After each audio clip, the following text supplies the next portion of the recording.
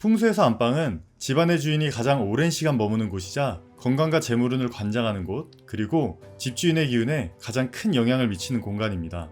그렇기에 안방을 어떻게 관리하는지에 따라 일이 술술 풀려 재물을 모을 수도 있고, 반대로 좋지 않은 기운을 머물게 하여 하는 일마다 막히고 금전적 어려움을 겪을 수도 있습니다.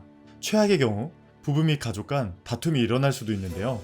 집안의 가운을 결정하기에 그만큼 중요한 곳이며, 소품 하나를 놓더라도 가장 신중히 놓아야 할 곳이 안방입니다.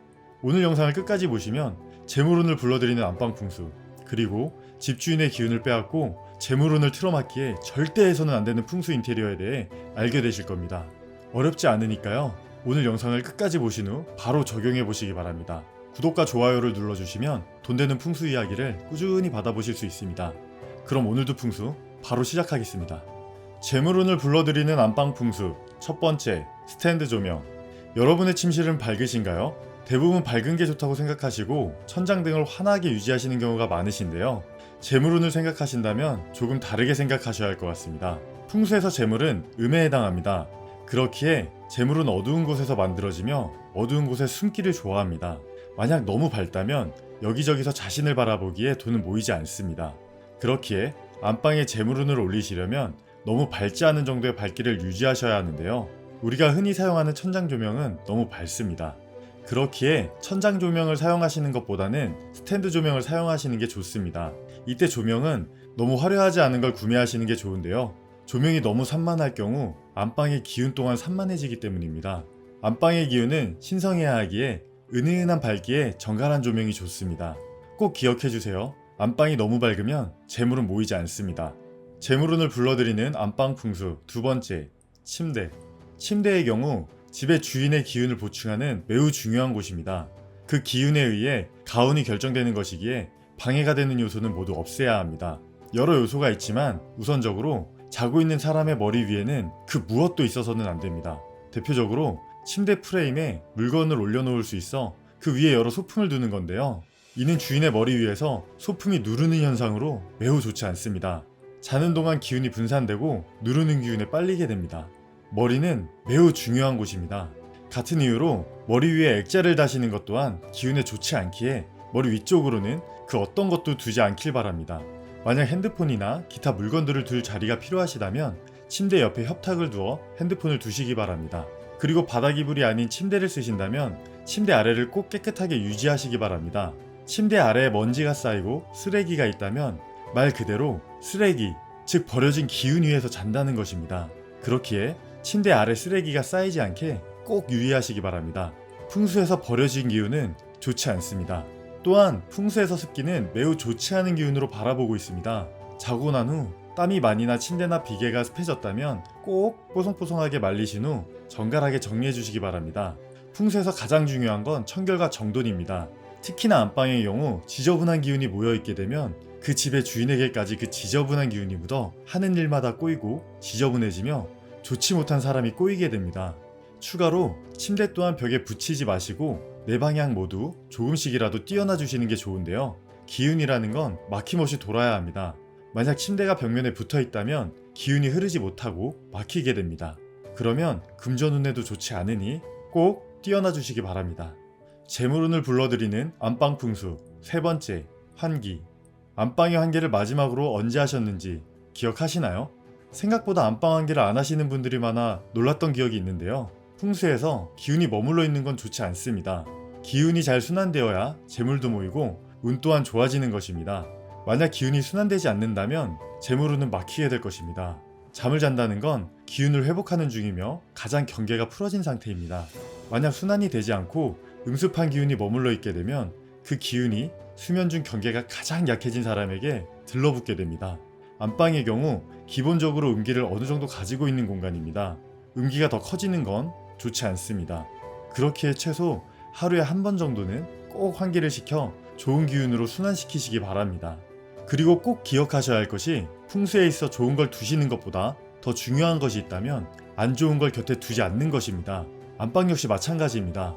지금부터는 집안의 재물운을 막고 주인의 기운을 빼앗아 건강운을 안 좋게 하는 안방 풍수에 대해 알려드릴 테니 꼭 끝까지 들으시고 안 좋은 건 반드시 피하시기 바랍니다.